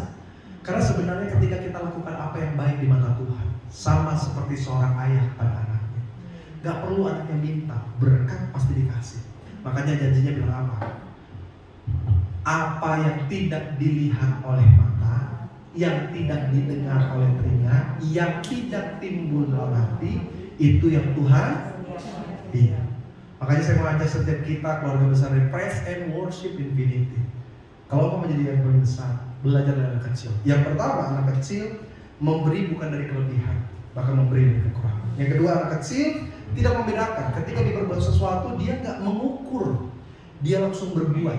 Yang ketiga, anak kecil adalah karakter yang hidup dalam kepercayaan. Dia yakin ada pemeliharaan. Dan yang keempat, anak kecil jauh lebih mudah taat, lebih mudah diajar. Makanya di Jepang kurikulum pembelajaran untuk 3 tahun atau 4 tahun pertama mereka nggak ada ujian. Kenapa? Karena mereka diajak dulu untuk mengerti tentang tata krama, sikap, perilaku, perbuatan secara norma manusia. Karena ketika sudah besar, susah, mau diputar juga lebih susah. Tapi ketika anak-anak masih bisa ditumbuhkan. Nah pertanyaan saya di hadapan setiap saudara, kita ini di hadapan Tuhan ini anak-anak atau saudara orang-orang dewasa dalam hal pengertian kebenaran. Kalau engkau menganggap saya sudah dewasa, maka akan sangat sukar untuk engkau ditegur, saudara. Itulah sebabnya kenapa di gereja engkau tersinggung, dengar pendeta ngomong, pendeta maksudnya apa sih? Ngomongnya kayaknya ke gua terus, kayaknya makanya ngeliatin gua terus. Padahal mata pendetanya mungkin lagi sakit mana. Kita kalau gampang tersinggung dengan firman, ada sesuatu yang salah dengan ketaatan kita. Belajar taat, saudara. Bagaimana sih ketaatan terjadi? Sederhana. Ketika apa yang benar sesuai firman, kita lakukan dengan sepenuh. Kita beri kemuliaan bagi Allah kita, haleluya. Saya ajak setiap jemaat Tuhan untuk kita meresponi firman ini dan kita melakukannya. Pulang dari sini ingat, saya gak pelit. Saya berbuat sesuatu karena saya tahu saya telah memberi kepada Tuhan. Yang kedua, ketika kita berbuat sesuatu, kita gak hanya pandang orang-orang yang kita anggap layak, tapi kita membantu sesuai dengan apa yang Tuhan izinkan kita temui. Yang ketiga, kita belajar untuk khawatir. Kita menaruh pengharapan penuh kepada Tuhan. Karena dalam Filipi dikatakan Allahku akan memenuhi segala keperluanku menurut kekayaan dan kemuliaannya dalam Kristus Yesus.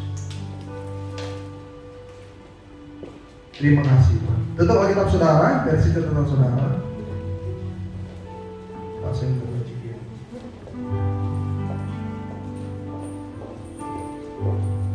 Sama-sama kita pakai berdiri. Inilah yang ku renungkan setiap waktu, setiap amin. Katakan nyanyian pujian pengagungan, nyanyian pujian dan pengagungan kepadamu,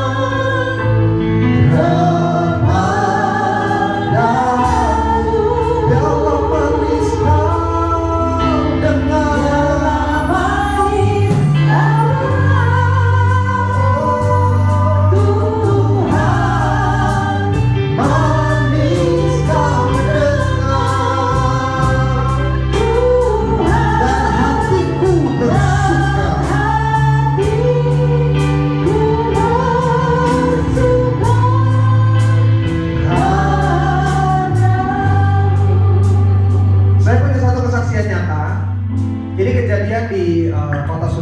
Jadi ada suami istri datang kepada saya hari Kamis. Saya nggak akan lupa itu hari Kamis. Dia tunggu saya selesai alkohol keseluruhan, ketemu saya di ruang sekretariat. Di situ dia bilang begini, pendeta saya mau cerita satu kesaksian nyata. Saya bilang apa tuh Pak? Saya dengan senang hati mendengarnya. Jadi bapak ini satu kali dimintai apa namanya? Ada orang mau minjem bagian dari keluarganya, tantenya gitu. Pinjam dengan nilai yang cukup besar, 2M. Ternyata berjalannya waktu, orang ini gak sanggup bayar 1 tahun, jalan 2 tahun, dan dia butuh dananya. Padahal perjanjiannya 1 tahun akan dikembalikan. Dia bahkan bilang begini, udah gak usah pakai bunganya, yang penting 2 tahun selesai. Ternyata setelah 2 tahun ditagih, orang yang dipinjami ini justru menyebar fitnah. Paham ya saudara yang maksud saya ya? Orang gitu kalau tertekan, dia malah tekan balik. Jadi disebar fitnah, dijelek-jelekin di dalam lingkungan keluarga besarnya. Dia nggak terima. Dia bilang begini, kita mau marah, kita mau minta, kalau perlu kita sita apa yang dia punya. Nah, ketika dalam perjalanan, suami istri ini bahkan udah menyiapkan kata-kata yang menekan gitu, pengen ngomong kurang ajar, kamu bahkan pengen memaki. Tapi mendekati perumahan, tiba-tiba radio ya, dia bilang radio itu nyala. Di sana kan ada apa sih namanya? Aduh, saya lupa tuh siaran radio rohani itu. Intinya radio itu bilang begini. Berbuatlah baik bukan hanya kepada orang yang berbuat baik kepadamu, berbuatlah baik kepada orang yang bahkan menjahati kamu. Nah, seakan-akan dia bilang begini, Roh Kudus ngomong sama dia, relakan, ampuni, lupakan. Wah, itu berat. Jadi dia berhenti dulu, dia bilang gini, saya berhenti dulu Pak. Saya dengar firman itu, kita nangis berdua di mobil. Maksudnya gini, nilai 2M itu kan besar. Nilai 2M itu bukan cuma uang jajan, itu mungkin sebagian dari harta yang mereka kumpulkan. Jadi mereka nangis, tapi akhirnya sepakat. Mereka bilang, Pak gimana? Ya udah lama kita sepakat. Mereka tetap datang, dan di rumah itu bukan kata-kata negatif yang keluar, justru kata-kata positif katanya, kata-kata berkat untuk menasihati. Pulang, sebenarnya hatinya sakit. Dia bilang, Tuhan kenapa? Dia sakit, jadi dia bilang gini, udahlah tante, kalau memang tante nggak bisa bayar, kami minta tante nggak usah fitnah kami, udah kita damai aja.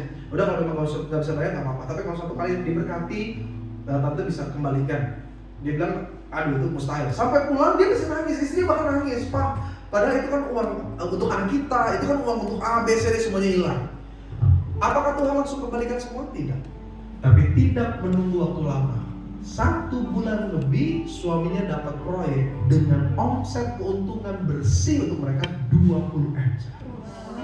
Yang saya mau cerita gini, ini bukan masalah nominalnya, ini bukan masalah besarnya.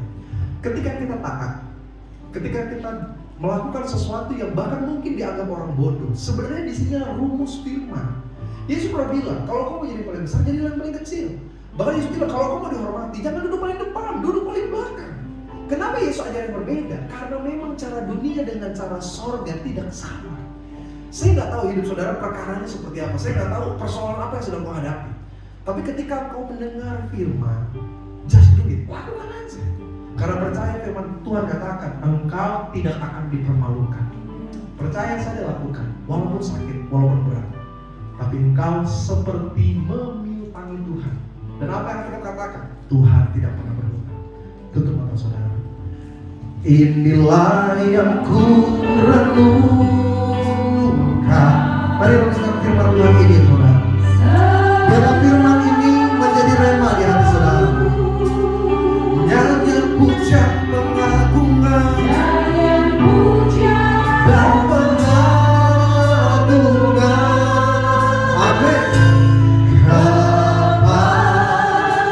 Kepadamu biar memaniskan dengan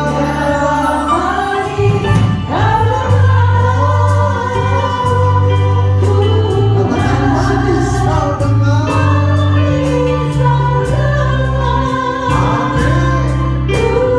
Hatiku bersuka, ku bersuka. Mari bersama lebih sungguh kita angkat suara, katakan, oh inilah yang ku renungkan setiap waktu. Dan yang puja dan pengagungan dan hatiku bersuka, ku bersuka.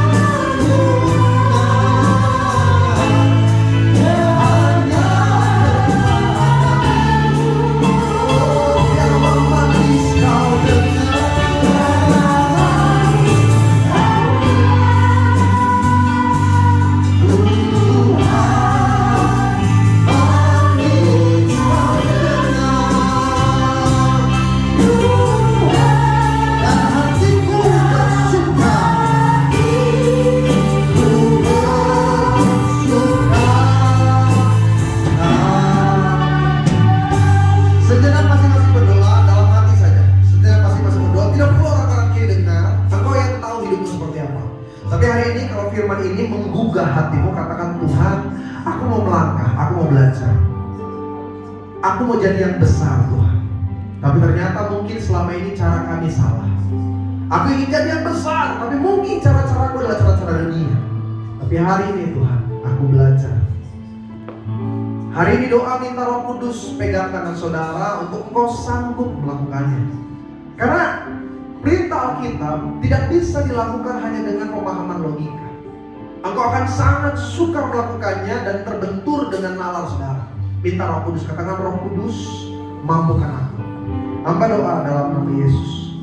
Biarlah setiap kebenaran firman Tuhan yang kami dengar hari ini membuat kami menjadi berbeda. Kami lebih dewasa, kami lebih lagi Tuhan mengerti apa yang menjadi rencana Tuhan dalam kehidupan kami. Hamba doa bagi kami yang ada di studio maupun kami yang ada dari melalui channel YouTube Praise and Worship Infinity diberkati. Firman ini menegur, mendewasakan, membuat kami jauh lebih sempurna dari sebelumnya. Terima kasih Tuhan.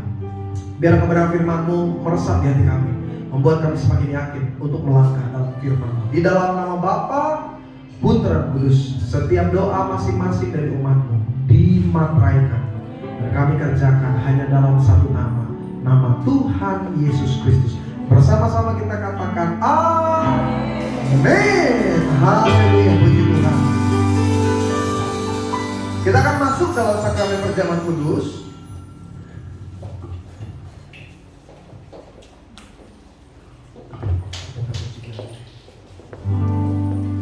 Oleh kuasa darah-Mu, Kau telah tebus dosaku. Jemaat Tuhan yang di rumah, saudara menyiapkan hosti dan anggur seperti yang kami pegang ada di studio ini. Katakan mengalir, memenuhi hidupku. Memulihkan hidupku. Sungguh besar anugerah-Mu, Kau selamatkan hidupku. Ku menjadi ciptaan yang baru oleh kuasa darah-Mu. Untuk jemaat yang tidak memiliki hosti seperti yang saya pegang, saudara yang di rumah, saudara mempersiapkan melalui potongan roti kecil atau potongan biskuit, dan saudara mengganti anggur dengan sirup yang ada di rumah saudara.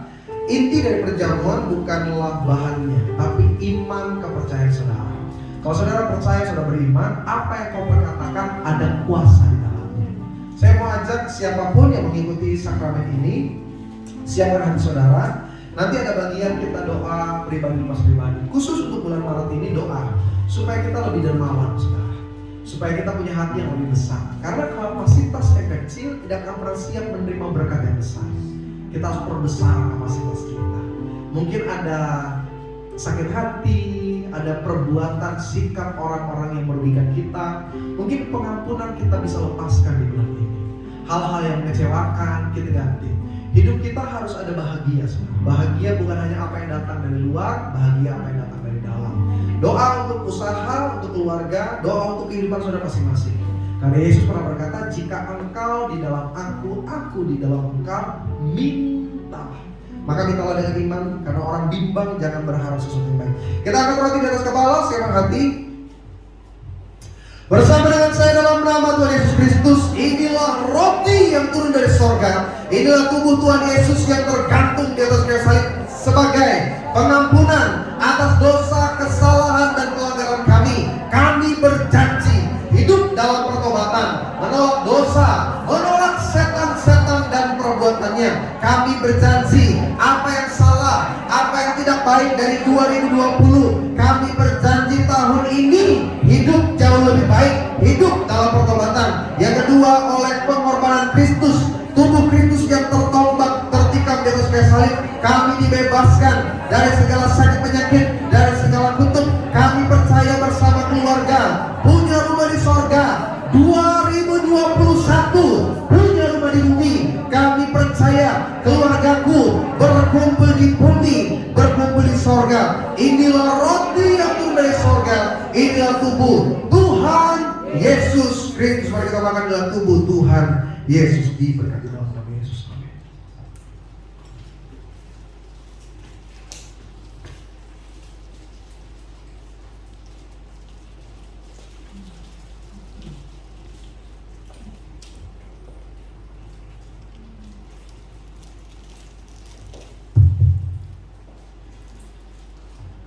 Kita angkat darah Kristus di atas kepala, angkat dengan iman dan dengan percaya. Kalau saudara sedang sakit, hari ini taruh iman di tangan saudara, ada kesembuhan, ada mujizat, ada kuasa Tuhan yang bekerja. Kalau saudara sedang kekurangan, taruh iman. Engkau sudah memegang berkat-berkat yang baru. Kebutuhan, keperluanmu ada di tangan saudara. Hanya dengan iman engkau dapat meraihnya. Saudara yang sedang difitnah, saudara yang sedang punya masalah, saudara yang sedang terlilit hutang, saudara yang sedang mengalami persoalan-persoalan, hari ini taruh iman. Ada solusi yang Tuhan sudah selesaikan di atas kayu salib, dan hari ini ada di tangan saudara. Kuncinya hanya satu, percaya. Jangan ragu dan jangan bimbang. Siapkan hati saudara. Bersama dengan saya dalam nama Tuhan Yesus Kristus, inilah darah Yesus yang tercurah di atas kayu salib sebagai perjanjian yang baru, perjanjian yang kekal. Yang pertama, oleh kuasa tetes darah Kristus kami ditebus menjadi warga kerajaan sorga. Kami percaya bersama pasangan, suami istri, anak-anak, orang tua, cucu diberkati, berkumpul di bumi, berkumpul di kerajaan sorga dengan tetes darah Kristus. Oleh bilu-bilunya segala kutuk, sakit penyakit, kelemahan tubuh, penderitaan jasmani hari ini sudah sembuh. Kami percaya jantungku sehat, paru-paruku sehat, ginjal, lever, lambung, pencernaan, setiap organ-organ tubuhku sempurna sehat. Kami tidak sakit hepatitis, tidak diabetes, seumur hidup tidak sakit kanker, tidak sakit tumor, bahkan pandemi, wabah virus di sekitar kami dipatahkan kuasanya dalam nama Yesus. Kami percaya untuk gagal, untuk miskin, untuk bangkrut, untuk pengangguran, untuk minta-minta sudah dicabut dan dihancurkan dari hidup kami. Kami diberkati, jadi kepala bukan ekor, jadi yang terdepan bukan yang terbelakang. Apa yang ku pegang, apa yang ku kerjakan diberkati berhasil 10, 60, ratusan kali ganda. Doa sungguh-sungguh minta sama Tuhan. Doa buat suamimu, doa buat anakmu, doa buat masalahmu, doa dengan sungguh. Yesus hadir di tempat ini. Dalam nama Bapa, Putra, Kudus, sampai serahkan setiap kata kalimat doa setiap jemaat Tuhan. Engkau tahu apa yang ada dalam pergumulan hati mereka. Biarlah penggenapan janjimu terjadi dalam nama Tuhan Yesus. Diberkati. Bersama dengan saya dalam nama Tuhan Yesus Kristus, Tuhan mengajar perjamuan ini kuasanya lebih dari roti mana. Dengan minyak, dengan perjamuan kudus, hidup kami diangkat, diubahkan. Kami tolak gagal, miskin, bangkrut. 2021 tahun berkat, tahun kelimpahan, tahun kesuksesan. Apa yang gagal di tahun lalu, tahun ini jadi berhasil. Kami percaya hidupku diberkati di bumi seperti di sorga. Inilah darah Tuhan Yesus Kristus. Mari kita minta darah Tuhan Yesus diberkati.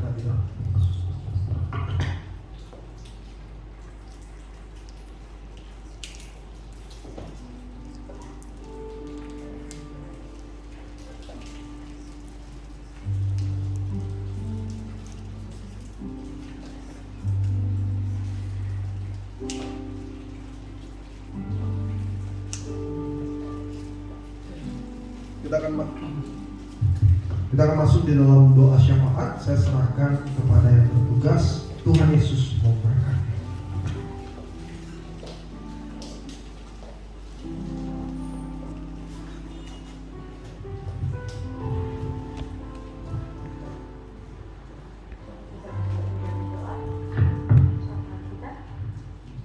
Terima kasih Tuhan. Kami mau berdoa sapa Tuhan Yesus. Engkau yang berfirman bahwa kami lebih dari 2-3 orang bersatu dalam nama-Ku, Engkau hadir di sini. Kami lebih dari itu Tuhan, kami percaya Engkau hadir di sini dan kami percaya apa yang kami doakan Tuhan, Engkau akan lakukan yang terbaik Tuhan. Terima kasih. Tuhan, sebelumnya Tuhan, ampuni segala dosa kami Tuhan, ampuni segala kejahatan kami Tuhan. Karena kejahatan di depan Tuhan tidak berkenan Tuhan. Terima kasih. Tuhan, terima kasih kalau hari ini kami boleh berdoa, memuji, meninggikan Tuhan, dan mendengarkan sebagian daripada firman-Mu dan masuk dalam perjumpaan kudus. Terima kasih Tuhan. Anugerah yang terindah yang kami alami hari ini Tuhan. Banyak orang tidak dapat melakukannya, tapi kami bisa berkumpul di sini melakukannya. Ini terima kasih yang tak pernah. Terima kasih kami sehat Tuhan. Terima kasih kami kuat Tuhan. Terima kasih keluarga kami diberkati. Terima kasih Tuhan. Terima kasih Tuhan buat hamba-Mu Tuhan menyampaikan daripada sebagian daripada firman. Kami mau terus Tuhan, kami mau terus taat Tuhan. Kami mau terus taat dan mendengarkan hikmat dari Tuhan dari surga Tuhan. Sehingga kami melangkah bersama-Mu Tuhan.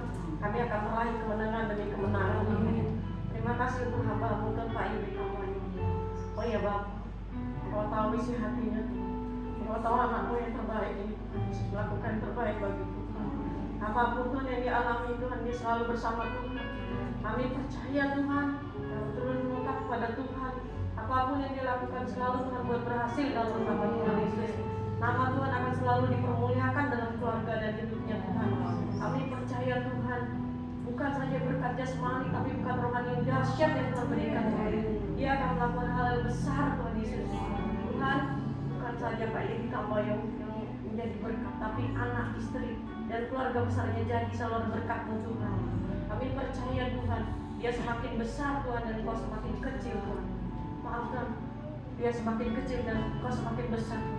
Terima kasih untuk setiap berkat-Mu Tuhan. Ampuni segala dosa kami, ampuni kami Tuhan. Kami mau bersatu berdoa Tuhan Yesus bagi bangsa kami. Terima kasih Tuhan untuk Indonesia. Terima kasih apa yang kami alami itu semuanya baik. Biar kami terus memandang apa yang Kau lakukan semuanya baik. Engkau tidak pernah salah Tuhan, Engkau tidak pernah salah. Kami yang selalu memandang yang telah suka salah Tuhan. Terima kasih Tuhan. Tuhan, kami berdoa bagi Indonesia. Kami percaya Indonesia diberkati Tuhan. Indonesia akan menang Tuhan atas segala masalah Tuhan. Kami percaya Indonesia menang atas COVID dalam nama Tuhan Yesus. Indonesia menang atas segala kerusuhan dalam nama Tuhan Yesus. Indonesia menang atas segala yang jahat dalam nama Tuhan Yesus. Kami percaya apa yang jahat dan yang dilakukan oleh siapapun yang jadi pejabat Indonesia akan Kau bukakan Tuhan dalam nama Yesus. Terima kasih Tuhan. Kami percaya Tuhan, Indonesia Engkau berkati luar biasa Tuhan. Indonesia penuh kemuliaan-Mu Tuhan. Karena Indonesia ada di hati-Mu, ada di pikiran-Mu Tuhan. Kami percaya Tuhan, Indonesia akan dimenangkan Tuhan Yesus. Akan banyak orang datang kepada Tuhan dan menyatakan bahwa Engkau juru selamat yang sebenarnya Tuhan. Terima kasih Tuhan buat bangsa kami. Terima kasih untuk Pak Jokowi dan jajaran menterinya Tuhan. Terima kasih untuk TNI Polri. Terima kasih Tuhan Yesus untuk jajaran pejabat-pejabat daerah Tuhan sampai dengan RT RW. Terima kasih. Engkau yang memberikan hikmat yang dari surga Tuhan. Sehingga apa yang mereka pikirkan, apa yang mereka lakukan, apa yang mereka putuskan Tuhan, itu berasal dari surga Tuhan. Terima kasih Tuhan. Tuhan, terima kasih untuk wadah yang baik ini Tuhan. Wadah Praise and Worship Infinity. Terima kasih Tuhan. Wadah yang luar biasa Tuhan berikan di tempat ini Tuhan. Kami percaya kami akan menjangkau jiwa-jiwa Tuhan. Bukan hanya anggota PWI Tuhan, tapi seluruh dunia Tuhan Yesus.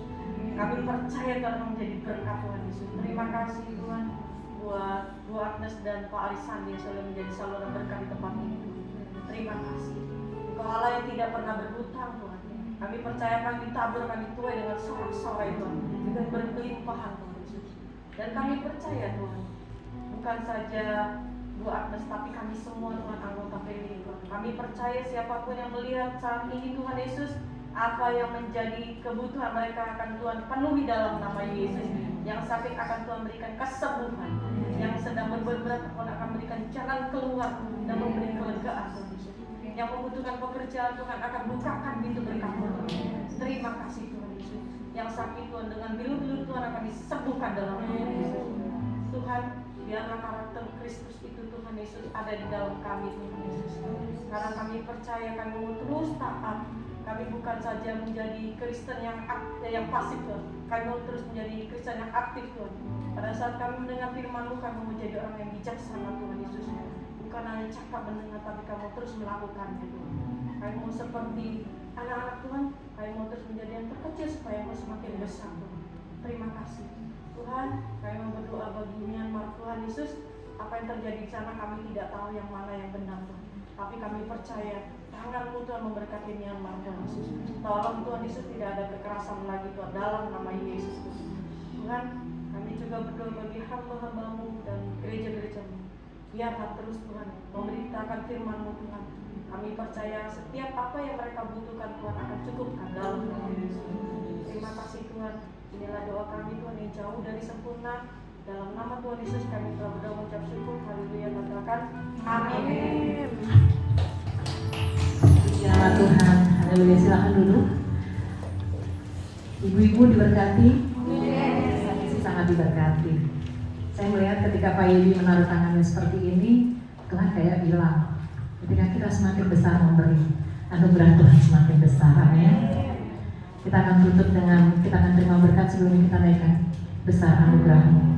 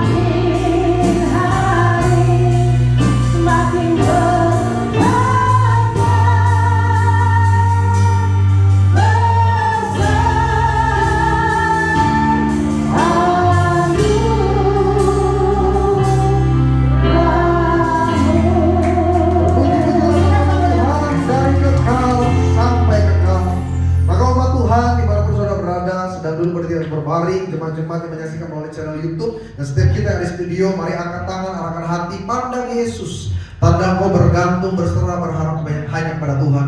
Firman-Nya mengajarkan bahwa Tuhan Yesuslah sumber segala-galanya. Dia sumber kesembuhan, Dia sumber berkat, Dia sumber damai sejahtera, Dia sumber perlindungan. Karena itu apapun kata berkat yang kau dengar, terimalah dengan sungguh-sungguh dalam iman saudara.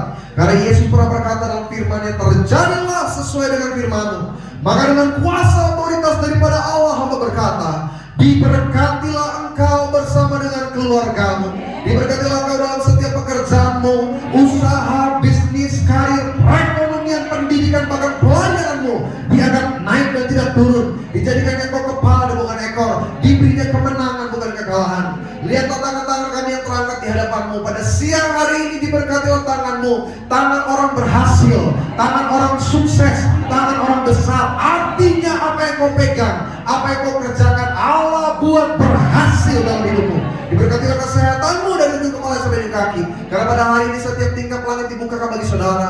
Berkat yang baru sedang turun, tercurah memenuhi hidupmu. Umat Tuhan, terimalah berkat, rahmat, anugerah dari Allah Bapa, cinta kasih dari Tuhan Yesus Kristus, dan persekutuan yang manis bersama dengan Roh Kudus. Mulai hari ini, besok, lusa, sampai Maranatha. Tuhan datang kali yang kedua menjemput setiap kita mempelai yang setia, menjadi bagian dalam kerajaan sorga. Setiap kita yang percaya diberkati. Bersama-sama jemaat Tuhan kita katakan amin. Haleluya, puji Tuhan. Terima kasih sudah menyaksikan sampai akhir. Kita